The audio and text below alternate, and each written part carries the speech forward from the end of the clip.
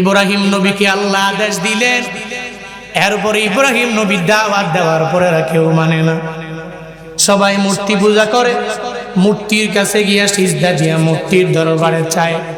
একজন ব্যক্তিও কালিমা পড়ে পড়ে পড়ে পড়ে মুসলমান হয় না। ইব্রাহিম নবী একদিন ভাবলেন এদের শিক্ষা একটা বড় শিক্ষা দেওয়া লাগবে। সঙ্গে সঙ্গে একটা বড় মেলা হইতো। ওই নমরুদ যখন চলে গেল বাহিনী নিয়ে দলবল নিয়ে মেলায় চলে গেল, মূর্তির ঘরের মধ্যে ইব্রাহিম নবী চলে গেলেন। এই বান্দা, ইব্রাহিম নবী নবী হওয়ার পরেও আল্লাহ পাক কত বড় পরীক্ষা দিয়ে দিলেন। পরীক্ষার মধ্যে ইব্রাহিম নবী উত্তীর্ণ হয়ে গেলেন। একটু মনোযোগের কান লাগায়া বান্দা শুনে যাও। ইব্রাহিম নবী ওই মূর্তির ঘরের মধ্যে যাইয়া মূর্তিগুলার এক কুঠার একটা হাতের মধ্যে নিয়ে একটা মূর্তিকে আঘাত করে, একটার হাত নাই, আর একটার পা নাই, আর একটার নাক বাইরাইয়া থেতলা করে ফেলছি, আর একটার মাথা নাই। এভাবে মূর্তি করে যাইয়া সবগুলো মূর্তি ভাঙ্গার পরে একটা বড় মূর্তির লিডার আছে, যেই মূর্তিটা হলো সবার চাইতে অনেক বড়। এবার কয়ে তারে ভাঙবো না, কুঠারটা হাতের মধ্যে নিয়ে বড় মূর্তির কাঁধের মধ্যে ঝুলাইয়া এটারে মারে নাই, এটারে ভাঙবে নাই। ইব্রাহিম নবী নিজে বাড়ির দিকে রওনা হয়ে গেল। যুবকরা যদি চিন্তা করে আবার তোমরা মূর্তি ভাঙ্গার জন্য যাইও না, তোমরা আবার মূর্তি ভাঙ্গার দরকার নাই। ওটা ইব্রাহিম নবীর জামানা। আমগো দেশে কোনো যুবক কোনো মূর্তি করে যেতে পারবা না, কোনো মূর্তি ভাঙ্গার অধিকার তোমার নাই। আমার দেশে হিন্দু থাকবে, কোনো অসুবিধা নাই, খ্রিস্টান থাকবে, অসুবিধা নাই। এদের পূজা এরা করবে, এদের উৎসবে এরা যাবে, এরা থাকবে, কোনো অসুবিধা নাই। তবে আমগো নামাজের সময় যদি না বাজায় তাহলে অসুবিধা নাই। নামাজের সময় বাজাইলে বিরোধিতা করা লাগবে। আমগো নামাজের সময় দেখবেন সব জায়গায় যতগুলো পুজো উৎসবের মার্কাজ আছে, মানে এদের যে আখড়া, ওই আখড়ার মধ্যে এরা বাজায়, তবে নামাজের সময় বাজায় না। এই যুবকেরা, তুমি যদি মনে করো ইব্রাহিম নবী মূর্তির ঘরে যে আসো মূর্তিগুলো ভেঙে ফেললো, আমিও ভেঙে ফেলবো, এমন করা যাবে না। কারণ মুসলমান কোন ব্যক্তিদের ধর্মের মধ্যে আঘাত দিতে পারে না। মুসলমান ধৈর্যে আক্রমণ করে না, যদি আক্রান্ত হয়ে যায় কোনো বান্দারে ছাড়ে না। এই লালমাইয়ের মুসলমানেরা, ইব্রাহিম নবী মূর্তির ঘরের মধ্যে যায় ভেঙ্গে ভেঙ্গে বড় মূর্তির কাঁধের মধ্যে কুঠার ঝুলাইয়া বেড়ার মতো চলে গেলেন। নমরুদ মেলা থেকে আসলো, আইসা দেখে ঘরের মধ্যে মূর্তিগুলাকে রেখে গেলাম, শুধু একটা মূর্তি বাকি আছে, সব মূর্তি ভেঙ্গে চুরমার। নমরুদের দেখে মাথা গরম না ঠান্ডা? কি গরম, ওরে খাইছে রে, এত গরম। নমরুদ কয়, আমার মূর্তির ঘরের মধ্যে কে আসলো? এই ঘরের মধ্যে আইসা কে আমার ঘরের মধ্যে এই মূর্তিগুলোকে ভেঙ্গে চুরমার করলো? লোকেরা বলে সামি'না ফাতাইয়াযকুরুহুম ইউকালু লাহু ইব্রাহিম। লোকেরা জানায়া দিল, নমরুদ তোমার ঘরের মধ্যে এই মূর্তিগুলোকে ভেঙ্গেছে কে যেন বলে ইব্রাহিম। ইব্রাহিমের ব্যাপারে জানায়া দেওয়ার পরে নমরুদের মাথা আরো হট হয়ে গেল। নমরুদ কয়ে, এই ইব্রাহিম আমার দরবারে আয়। ইব্রাহিম নবীরে নমরুদের দরবারে আনলেও নমরুদ এবার ইব্রাহিমের কয়ে, এই ইব্রাহিম তুমি কি আমার মূর্তিগুলোকে ভেঙ্গে চুরমার করলা? একটা বারের জন্য বলে না আমি ভাঙ্গি নাই, আমি ভেঙ্গেছি, এটা একটা বারের জন্য বলে না। নবী তো আল্লাহ পাক ব্রেনের মধ্যে এত পরিমাণ শক্তি দিয়া দিলেন, আল্লাহ পাক এত পরিমাণ বুঝ দিয়া দিলেন, এত পরিমাণে জ্ঞান দিয়া দিলেন। কারণ হিকমত তো আল্লাহ পাকের শিক্ষা দিয়া দিলেন নবীদেরকে। আল্লাহ পাকের পয়গম্বর ইব্রাহিম নবী বলে, ও নমরুদ আমি ভেঙ্গেছি কি ভাঙ্গি নাই এটা আমারে জিজ্ঞেস করার দরকার নাই। তুমি মূর্তি ঘরে যাও, ওই মূর্তি ঘরের মধ্যে যাও, যেই মূর্তির কাঁধের মধ্যে একটা কুঠার ঝুলানো আছে তারে জিগাইলেই বলে দিবে। দুনিয়ার স্বাভাবিক নিয়ম হলো একটা জায়গায় যদি খুন হয়ে যায় আর খুনের আসামি কেমনে ধরবে? বলে খুনির আশেপাশে যদি একজন খুনির হাতের মধ্যে যদি অস্ত্র থাকে তাহলে সবাই তারে সন্দেহ করবে তোমার হাতের মধ্যে অস্ত্র, এর মানে তুমি খুনি। এই নমরুদ, তুমি তোমার মূর্তিরে গিয়া জিগাও না, তোমার মূর্তি জানে কে ভেঙেছে, কে চুরমার করে ফেললো। এবার নমরুদ চলে গেল, ইব্রাহিম মূর্তি ঘরের মধ্যে চলে গেল, যা দেখে বড় মূর্তিটার কাঁধের মধ্যে কুঠার জোড়ানো আছে।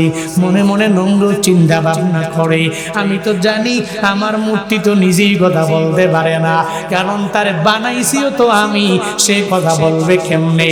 এবার ইব্রাহিম নবীরে সঙ্গে সঙ্গে নমরুদ জানায়া দেয়, হ্যাঁ ইব্রাহিম, তুমি কি জানো না? হ্যাঁ ইব্রাহিম, আমার যে মূর্তিগুলো, এই মূর্তিগুলো একটাও তো কথা বলতে পারে না। সে কথা বলতে পারে না, কেমনে জবাব দিবি? কে কারে ভেঙ্গে সেটা কেমনে জানবে? সঙ্গে সঙ্গে ইব্রাহিম নবী এদের জানায়া দেয়, আফাতা'বুদুনা মিন দুনিল্লাহি মা লা ইয়ানফাউকুম শাইয়্যান ওয়া লা ইয়াদুররুকুম উফিল লাকুম ওয়া লিমা তা'বুদুনা মিন দুনিল্লাহ আফালা তা'কিলুন।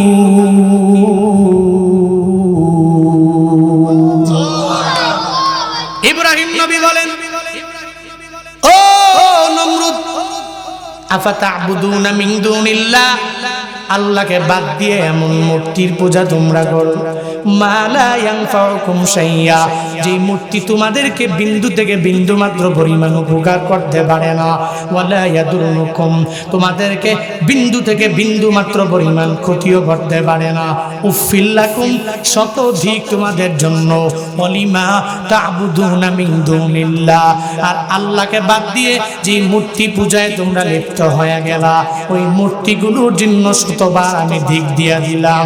এই মূর্তি কথা বলতে পারে না, এরপরেও তুমি ইবাদতের করদার, তুমি আল্লাহর ইবাদত করো না, তোমারে যে বানাইলো ওই রবেরে তুমি মানো না, তুমি বারবার মূর্তি পূজা করো।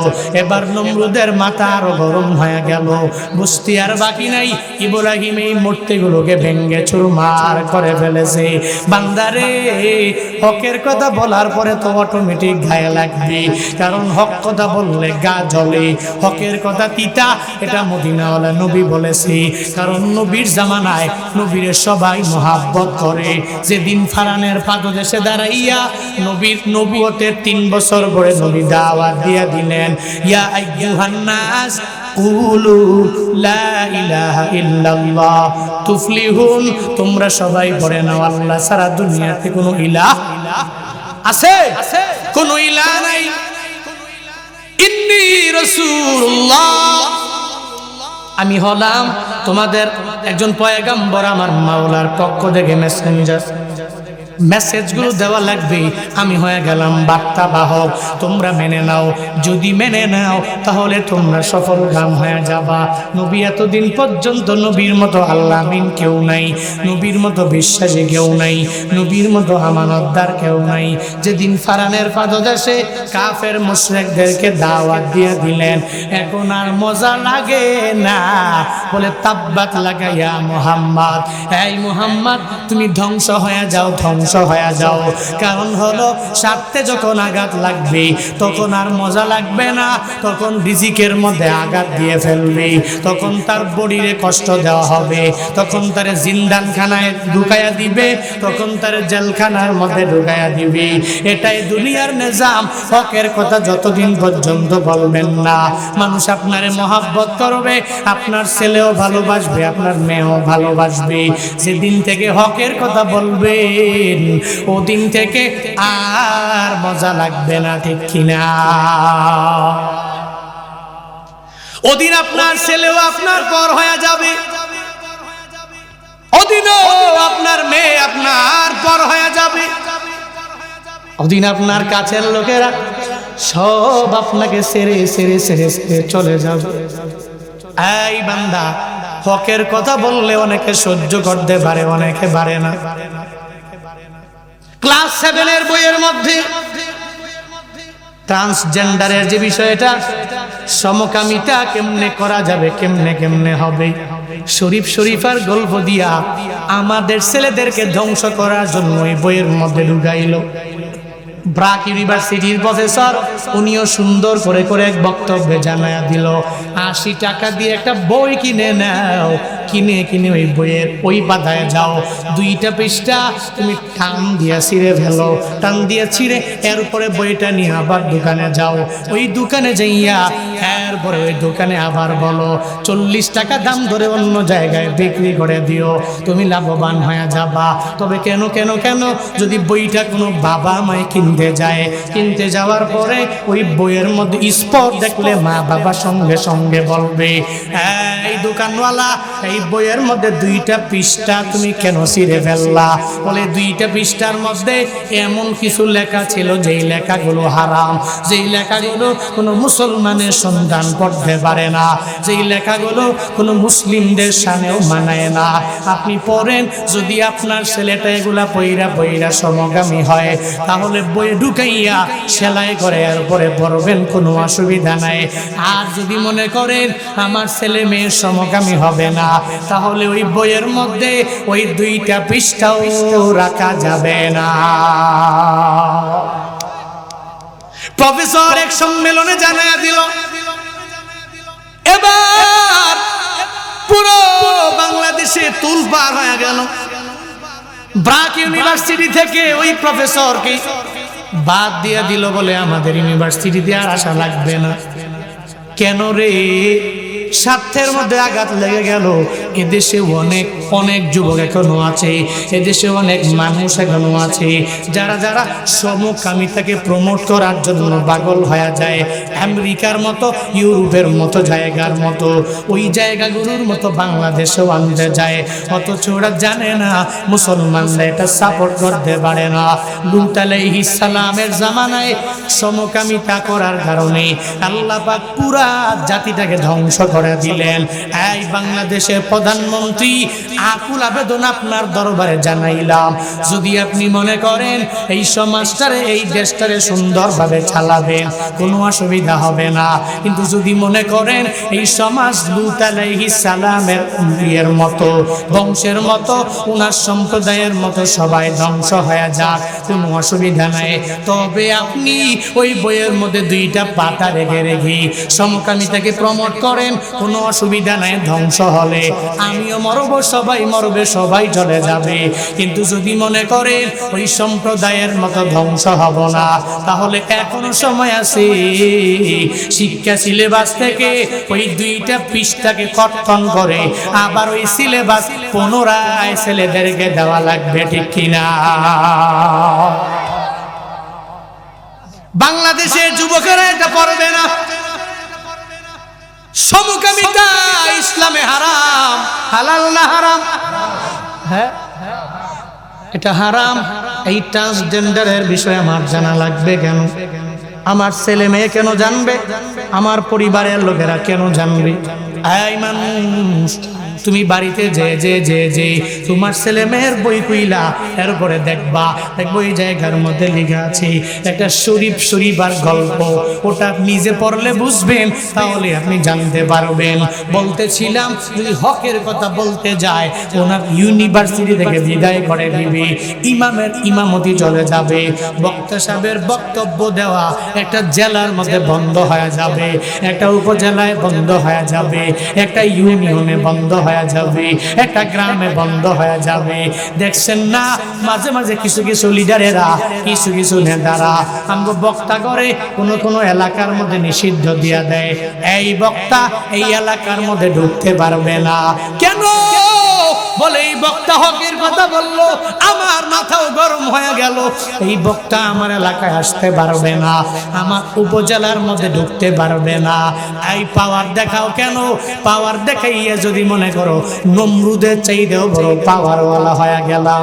শুনে নাও, নমরুদ হকের কথা বলার পরে এবার ইব্রাহিম নবীরে আগুনের মধ্যে ফেলাইয়া দিল, ওই তার দুনিয়া থেকে বিদায় করা লাগবে, দুনিয়ার মধ্যে রাখা যাবে না।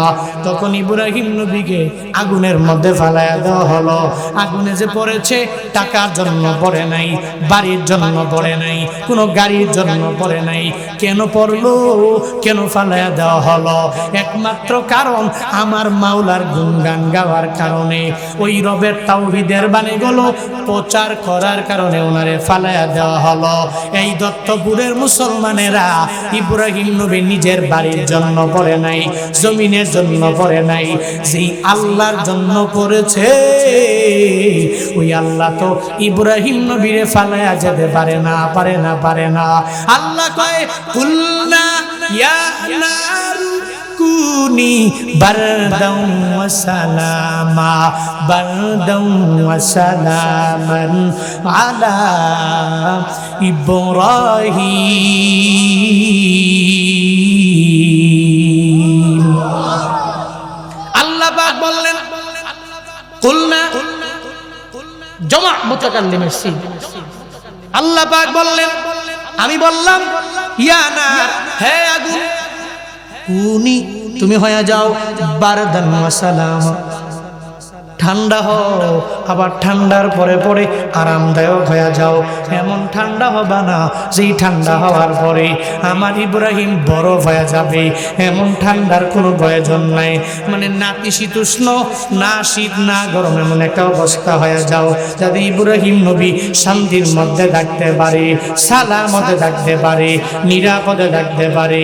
আল্লাহ পাক আগুনের আদেশ দিতে দেরি, আগুন কথা মানে আগুন আল্লাহর কথা মানে সঙ্গে সঙ্গে আগুনের আদেশ দেওয়া হলো। সঙ্গে সঙ্গে আগুনের আদেশ দেওয়ার পরে আগুন ঠান্ডা হয়ে গেল, আবার আরামদায়ক পর্যন্ত হয়ে গেল। আল্লাহ পাক আদেশ দিলেন ইব্রাহিম নবীকে অনেক দিন যাবত জ্বালানোর পরে এবার ইব্রাহিম নবী তো জ্বলে না। ইব্রাহিম নবী সঙ্গে সঙ্গে নমরুদের দরবারে রওনা। নমরুদ দেখা তো হঠাৎ আশ্চর্যান্বিত হয়ে গেলেন, বড় অবাক হয়ে গেলেন। এই তুমি ইব্রাহিম নাকি? বলে হ্যাঁ। বলে তুমি কি জিন বুঝে আইলে নাকি? বলে না না, আমি আমার পুরা বডি নিয়ে তোমার দরবারে আসলাম। আমি আমার পুরা সত্তাটা নিয়ে তোমার দরওয়াজায় হাজির হয়ে গেলাম। তুমি কি মরো নাই? বলে না না, মরি নাই। কেন মরবো? আমি তো আমার টাকার জন্য তুমি আগুনে ফালাও নাই, আমি বাড়ি পাওয়ার জন্য আগুনে ফালাও নাই, আমি গাড়ি পাওয়ার জন্য তুমি আগুনে ফালাও নাই, আমার ধন সম্পদের জন্য তুমি আগুনে ফালাও নাই। নমরুদ রে, সেই আল্লাহর তাওহীদের বাণী প্রচার করার কারণে তুমি আগুনে ফালাইছো। ওই আল্লাহ আমারে ফালাইয়া যেতে পারে না, পারে না, পারে না, পারে না, পারে না রে। আমার আল্লাহ আগুনের আদেশ দিয়ে দিছে। আমার রবের এত পাওয়ার, আগুন আমার মাওলার কথা মেনে ফেললো। ওই আগুনটা আমার জন্য ঠান্ডা আরামদায়ক হয়ে গেছে। ইব্রাহিম নবী ডেকে বলে, ও মালিক, আমি জানি আমার সৈনিক নাই, আমি জানি আমার কোনো বাহিনী নাই, আমি নমরুদের সাথে পারবো না। তোমার যদি কোনো বাহিনী থাকে তুমি হেল্প করো আল্লাহ। নমরুদ এবার আল্লাহর সাথে যুদ্ধ করার জন্য যখন ময়দানে রওনা, ইব্রাহিম নবী সামনে দাঁড়ায় রইল। নমরুদ এবার একটা তীর হাতের মধ্যে নিয়ে আসমানের দিকে বরাবর যখন ছুঁড়ে মারলো, আর কয়া ইব্রাহিমের খোদা, আমার সাথে যুদ্ধ করার জন্য তুই চলে আয়। নাউজুবিল্লাহ, আমার রবের সাথে যুদ্ধ করার জন্য যখন আসমানের দিকে যখন জুড়ে তীরটা যখন মেরে দেয়, এবার আল্লাহ তো দেখে নমরুদ আমার মাওলার সাথে যুদ্ধ করার জন্য পাগল পাড়া হয়ে গেল। আল্লাহ কয়, বান্দারে, মাঝে মাঝে আমি আল্লাহ তোরে ছাড় দেই, তবে তো আমি রব তোরে ছেড়ে দেই না। নমরুদ যখন আল্লাহ পাকের সাথে টক্কর লাগাইয়া আমার রবকে বলতে লাগলো, এই ইব্রাহিমের খোদা, তুমি আমার সাথে যুদ্ধের ময়দানে আসো, আর যুদ্ধের ময়দানে যুদ্ধে লিপ্ত হয়ে যাও। আল্লাহ কয়, হ্যাঁ নমরুদ, আর তোর সাথে যুদ্ধ করার জন্য আমি রবের কোনো সৈনিক লাগবে না, তোর সাথে যুদ্ধ করার জন্য আমি আল্লাহর কোনো ফেরেশতা লাগবে না, কিচ্ছু লাগবে না। আমার একটা মশার দল আছে, মশার বাহিনী আছে, আমি এদেরকে পাঠিয়ে দিব। এদের সাথে যুদ্ধ করে জয়ী হইতে পারলে জয়ী হয়ে যাও। আল্লাহ পাক ওই মূসাকে সঙ্গে সঙ্গে আদেশ দিয়ে দিলেন, এই মূসা যাও যাও, এই মূসা যাও, ওই নমরুদের বাহিনীর সাথে যুদ্ধের ময়দানে যুদ্ধ করতে লিপ্ত হয়ে যাও। মূসা তো এমন এক প্রাণী, যুদ্ধও ওই মূসার সামনে পরাজিত হয়ে যাবে। একটা বড় ধনী মানুষ ওর সামনে পরাজিত হয়ে যাবে। একটা সুন্দর দেহওয়ালা মানুষ ওই মূসার সামনে পরাজিত হয়ে যাবে। মাঝে মাঝে দেখবেন ওই মূসার জ্বালা যন্ত্রণায় আমরা মূসারির ভিতরেও ঢুকলাম, ওই মূসার জ্বালা যন্ত্রণায় এরসল লাগাইলাম, ওই মূসার জ্বালা যন্ত্রণায় মূসার মারার জন্য ওই ব্র্যাকেটের মতো ভ্যাট কিনে নিয়ে আসলাম। ওই মূসাকে মারার জন্য আমার রুমের মধ্যে আমি কয়েল জ্বালাইলাম। কেন রে? বলে মূসা যদি একটা যদি রুমের মধ্যে থাকে তাহলে সারাটা রাত আর আমি ঘুমাতে পারবো না।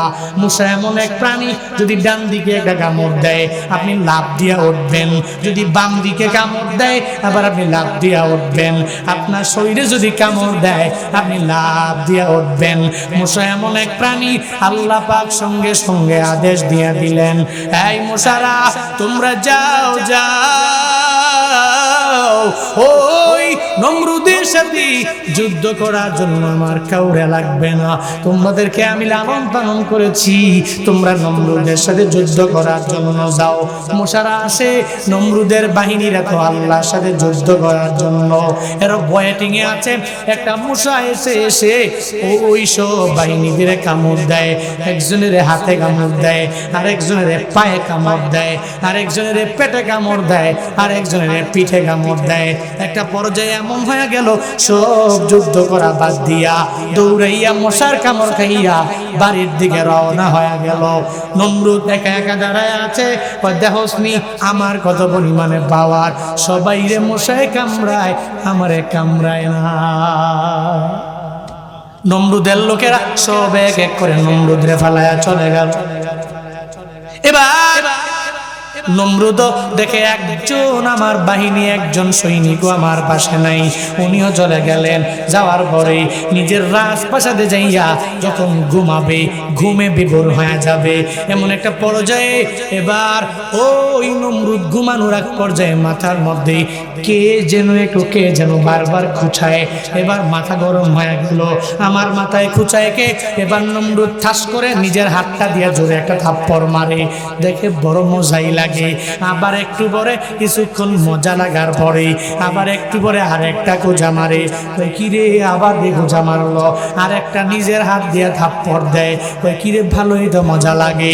একটু আরামে থাকে, আবার একটু পরে মশাই গোজা মারে, আবার জোরে থাপ্পড় মারে। মারতে মারতে একটা পর্যায়ে সুন্দর করে ঘুমাইতে পারে না, সুন্দর করে খাইতে পারে না, সুন্দর করে চলতে পারে না। একটা পর্যায়ে এমন হয়ে গেল আমি নিজের থাপড়াইলে হবে না, আমার বাহিনী যারা আছে বাহিনীর মাধ্যমে আমারে থাপড়াবে, বাহিনী আমারে মারবে, আমি আরামে ঘুম যাব। একটা সৈনিক রেডি করলেন, ও সৈনিক আমার সামনে তুই আসো। ওই সৈনিকটা নাই না বলে, সৈনিক রে আমি আরামে ঘুমাইতে পারি না, বারবার মারতে মারতে হাতে ব্যথা হয়ে গেল, আজকে থেকে তোর ডিউটি হলো আমার মাথার মধ্যে মারবি, জোরে জোরে জোরে জোরে থাপ্পড় মারবি, তুই মারবি তো মজা লাগবে, আর আমি একটু আরামে ঘুমাবো। সৈনিক একটা থাপ্পড় দেয়, এরপরে কতক্ষণ আরাম করে থাকি, একটু পরে আবার থাপ্পড় লাগায়।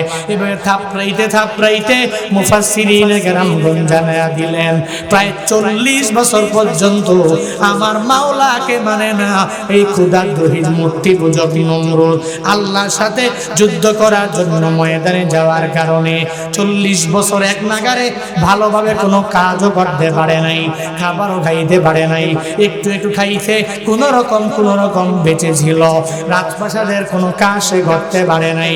40 বছর বয়সের পরে এই সৈনিক বারবার তারে মারার পরে এবার সৈনিক কয় আর আমি তারে মারতে পারি না, এবার তারে মারলে বা কি হবে, আর মাইরাই বা কি হবে, আমি তারে জনমের তরে দুনিয়া থেকে বিদায় করে দেওয়া লাগবে।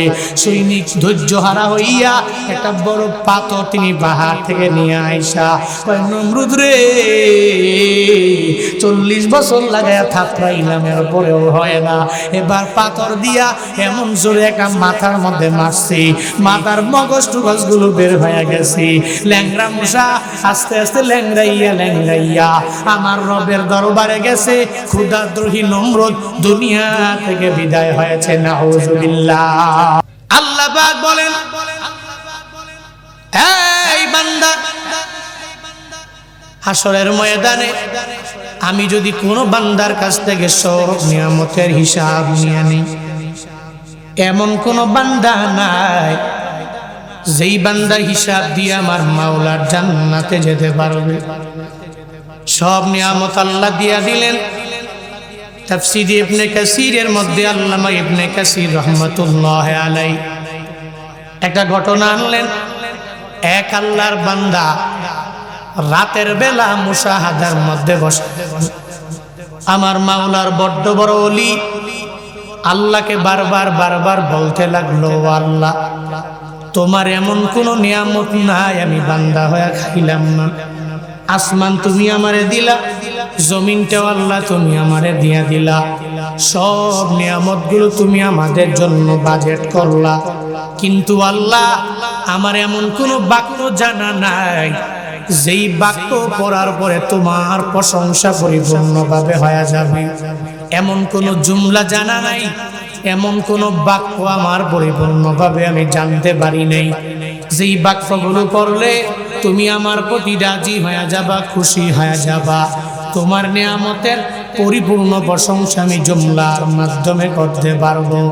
বান্দা রাতের বেলা গভীর রাতে বারবার আমার মাওলার দরবারে এটা বলে।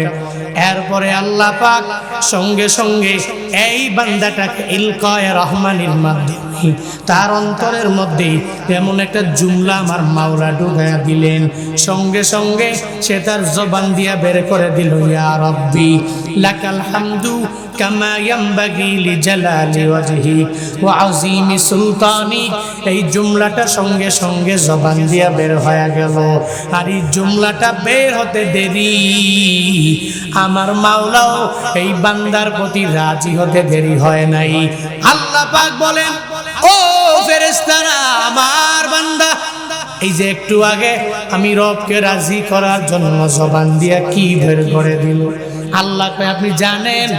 ফেরেশতারা কয়, বান্দা যখন যেটা পড়ে যা করে আল্লাহ জানেন, ভালো করেই জানেন।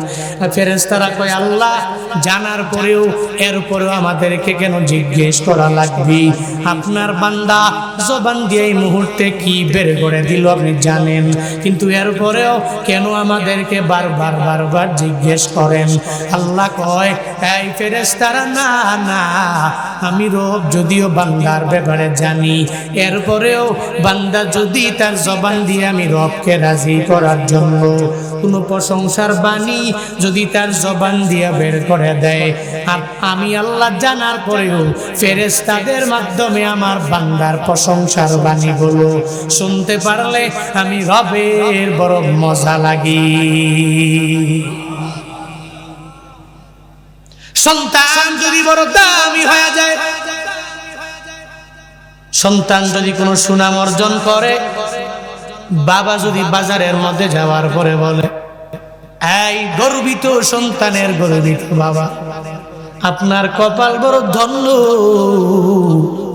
আল্লাহ পাক আপনার ছেলের এত পরিমাণ দাম দিয়া দিলেন। বাবার সামনে যখন ছেলের সুনাম করে বাবার মনটা কত উৎফুল্ল হয়ে যায়। বাবা যখন মনে মনে কয়, আমার ছেলে এত পরিমাণ ভালো, এই ছেলের সুনাম আমি বাজারের মধ্যে যাওয়ার পরে পেয়ে গেলাম। আপনি দত্তপুর বাজারে গেলেন, লালমাই বাজারে গেলেন, যাওয়ার পরে ওই জায়গার মধ্যে যদি আপনারে দেখে বলে আপনার ছেলেটা একটা সুনাম অর্জন করেছে পুরা এলাকার মধ্যে, আপনি কি ওই ছেলের বাবা নাকি? বলে হা হা, আমি হলাম ওই ছেলের বাবা। বলে আপনি বড্ড দামি হয়ে গেলেন, কারণ আপনার ছেলেটা অনেক সম্মান অর্জন করলো। সন্তানের প্রশংসা যদি বাবাকে অন্য মানুষ এসে বলে, অটোমেটিক ওই বাবার মনটা অটো বড় হয়ে যায়। আল্লাহ পাক জানায়া দেয়, হে আমার গোলামেরা, তুই যখন আমি রবকে রাজি করার জন্য যখন তুই কোনো প্রশংসার বাক্য জবান দিয়া বের করে দাও, আমি আল্লাহ জানি। এরপরেও ফেরেশতাদের মাধ্যমে জানতে পারলে বড় মজা লাগে। আমার ফেরেশতারা আমার বান্দা কি পড়েছে সঙ্গে সঙ্গে আমারে জানায়া দাও। সব ফেরেশতারা আল্লাহকে সঙ্গে সঙ্গে জানায়া দিল, আল্লাহ আপনার বান্দা রাতের বেলা গভীর রাতে মুশাহাদার মধ্যে বসে গেল। সে ওই সময় পড়লো, ইয়া রাব্বি লাকাল হামদু কামা ইয়ামবাগি লিজালালি ওয়াজহিক ওয়া আযীমি সুলতানিক। এটা জবান দিয়ে বের করলো। আল্লাহ কয়, আমার বান্দা আমি রবকে বড় বানাইয়া রবের বরত্ব অনুযায়ী প্রশংসা আদায় করলো। আল্লাহ পাক প্রত্যেকটা বান্দার ডান কাঁধে আর বাম কাঁধে একজন ফেরেশতা রাখলেন। ডান কাঁধের ফেরেশতা যখন নেক আমল করে সঙ্গে সঙ্গে উঠায়া দেয়, যখন কোনো বদ আমল করে ওই বাম কাঁধের ফেরেশতা আমল নামার মধ্যে উঠায়া দেয়। বক্তার কাঁধে আছে, শ্রোতার কাঁধে নাই এমনটা না। বক্তা শ্রোতার কাঁধে আছে, ইমামের কাঁধে নাই এমনটা না। ইমামের কাঁধে আছে, শ্রোতার কাঁধে নাই এমনটা না। শ্রোতার কাঁধে আছে, ওই বেদিনের কাঁধের মধ্যে আল্লাহ দেয় নাই এমন না। সব মানুষের কাঁধের মধ্যে আল্লাহ পাক কিরামান কাতিবিন, দুইজন সম্মানিত ফেরেশতা, লেখক ফেরেশতা, এদেরকে আল্লাহ পাক নিযুক্ত করে করে রাখলেন। বান্দারে, তুই যদি কোনো আমল করে নাও, ওই আমলটা নেক আমল লেখক ফেরেশতা সঙ্গে সঙ্গে ডান কাঁধে উঠায়া দেয়। ওই বান্দা যখন আল্লাহকে রাজি করার লক্ষ্যে জবান দিয়া বের করলো, ইয়া রাব্বি লাকাল হামদু কামা ইয়ামবাগি লিজালালি ওয়াজহিক ওয়া আযীমি সুলতানিক, এটা জবান দিয়া বের করলো। ডান কাঁধের ফেরেশতা সঙ্গে সঙ্গে আমার মাওলারে জানা দেয়, ও আল্লাহ, এতদিন পর্যন্ত তোমার বান্দা সুবহানাল্লাহ পড়লো। সুবহানাল্লাহ পড়লে 10টা নেকি তার আমলনামায় দিয়া দিলাম। এতদিন পর্যন্ত আলহামদুলিল্লাহ পড়লো। আলহামদুলিল্লাহ পড়ার বদৌলতে তার আমলনামার মধ্যে 10টা নেকি দিয়া দিলাম। এতদিন পর্যন্ত আল্লাহু আকবার তার জবান দিয়া বের করে দিল। 10টা নেকি বান্দার আমলনামার মাঝে দিয়া দিলাম। কিন্তু আপনার বান্দা এখন সুবহানাল্লাহ পড়ে নাই, আলহামদুলিল্লাহ পড়ে নাই, আল্লাহু আকবারও পড়ে নাই। সে তার জবান দিয়া বের করে দিল, ইয়া রাব্বি লাকাল হামদু কামা ইয়ামবাগি লিজালালি ওয়াজহিক ওয়া আযীমি সুলতানিক। এই জুমলাটা তার জবান দিয়া বের করে দিল। এই জুমলার বদৌলতে কত নেকি দেওয়া লাগবে আমার জানা নাই।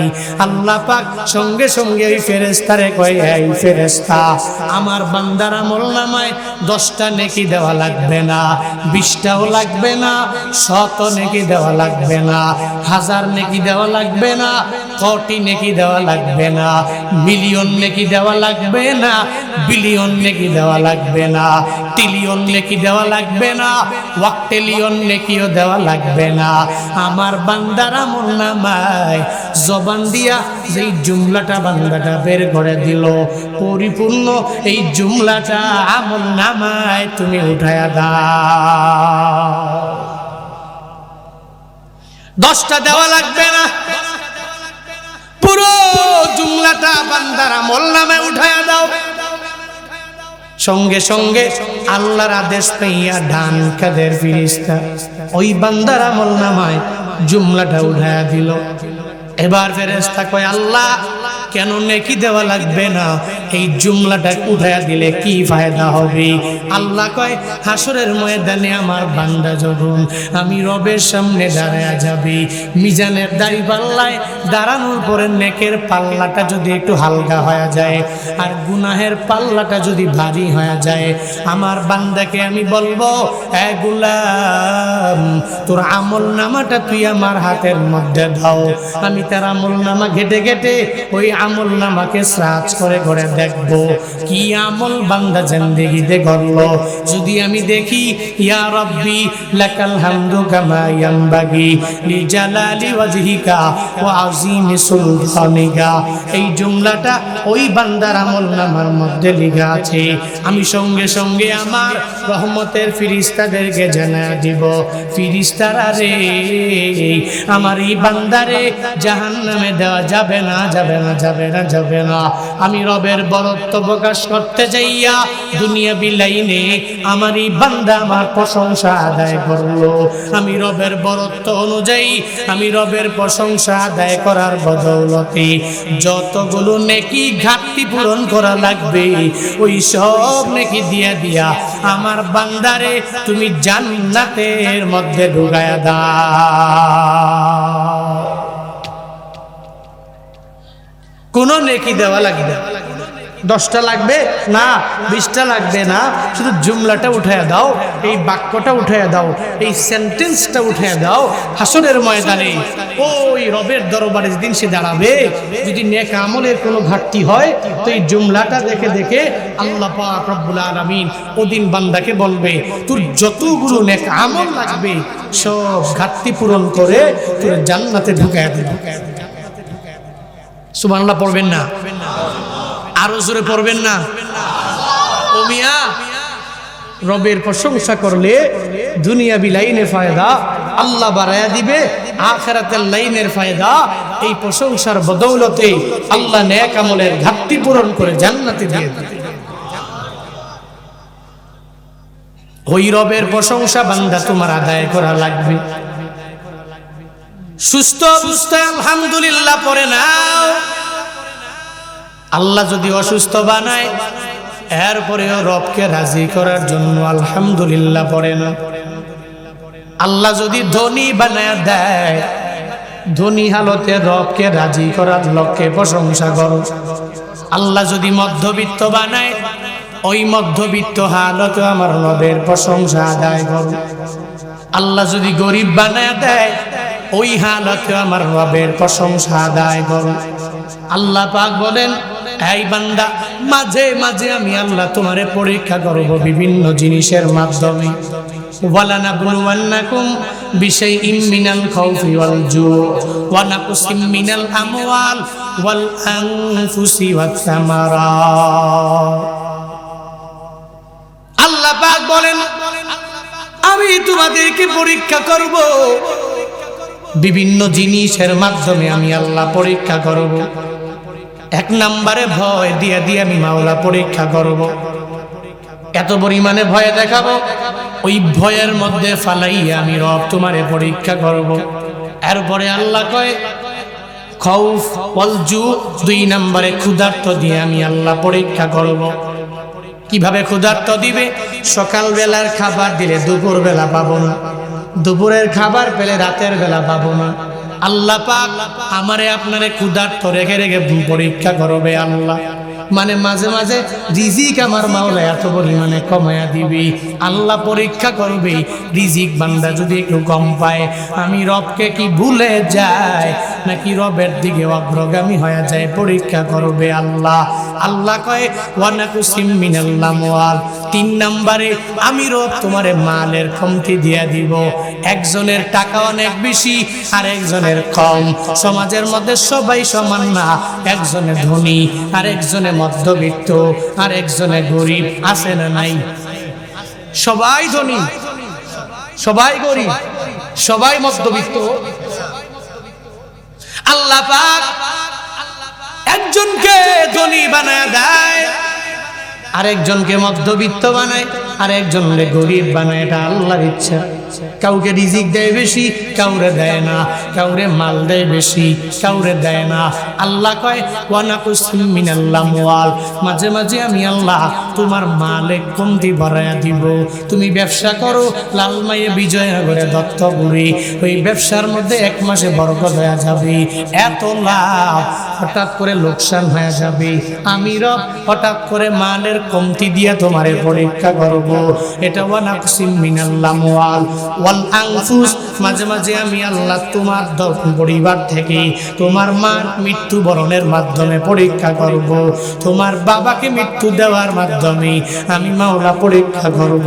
তোমার এত কাছের ছেলে, এত কাছের মেয়েটারে নিয়ে যাওয়ার মাধ্যমে আমি রব বান্দা তোমারে পরীক্ষা করব। দেখবো আমি আল্লাহ তুমি কি পরীক্ষা আসার পরে আমি রবেরে ভুলে যাও নাকি রবের দিকে অগ্রগামী হয়ে যাও। শুধু তাই না, ওয়াসামারাত, মাঝে মাঝে ফল ফলাদি কমাইয়া দিয়ে আমি পরীক্ষা করব। তোমার আলুর ক্ষেতের মধ্যে আমি নিয়ে সব জায়গায় দৌড়াইলা, কিন্তু চাকরি হয় না, বড় পেরেশান, মায়ে খারাপ কয়, বাবায় খারাপ কয়, আমি ইনকাম করতে পারি না বলে আমার পরিবারের মধ্যে আমার কেউ সম্মান করে না, আমার রেসপেক্টের সাথে আমার ডাক দেয় না। না রে বাবা, এই চিন্তা নিয়ে ঘুরলে হবে না। তুমি মনে করো বা আল্লাহ তোমারে কয়েকটা বছরের জন্য বড় একটা বিপদে ফেলাইয়া দিল। যেই রব বিপদে ফেলাইতে পারে, ওই রব যদি বিপদে পড়ে ধৈর্য ধারণ করে আগায়া যেতে পারো, আল্লাহ পাক তোমারে অনেক বড় কিছু প্রতিদান দিতে পারে কি পারে না?